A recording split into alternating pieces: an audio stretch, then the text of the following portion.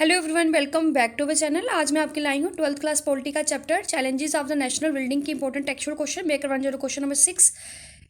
तो question number 6 हमारा कि क्या रीज़न थे कि नेहरू जी ने इंडिया को सेकुलर रखा।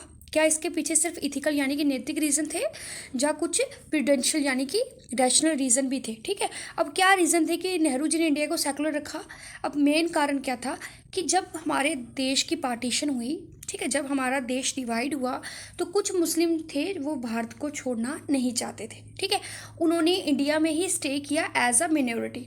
और जवाहरलाल नेहरू जी चाहते थे कि उनके साथ बड़े ही सिविलाइज्ड और डिग्निफाइड मैनर में उनके साथ डील किया जाए।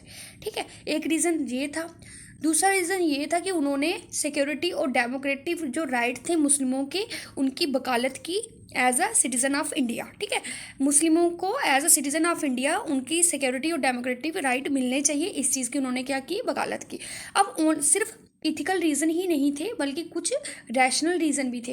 पहला नंबर, इंडिया का जो सेकुलर नेचर था वो इसके काफ़ी लॉन्ग टर्म जो गोल्स थे और जो प्रिंसिपल्स थे जैसे कि सोशलिज्म, इक्वालिटी और लिबर्टी, फ्रेटर्निटी, इन सबको क्या करेगा, चेरिश करेगा यानी कि पोषण प्रदान करेगा। ठीक है, उसके बाद सेकुलरिज्म जो था वो किसी भी एक सिंगल फेथ कि हमारा धर्म जो काफ़ी सुपीरियर है और दूसरे का धर्म जो इन्फीरियर है, इस चीज़ को बिल्कुल ख़त्म करता था।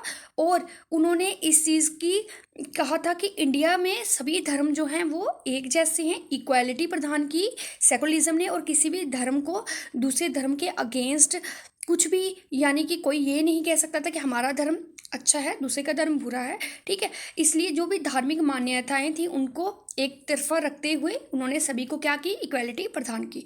Thank you.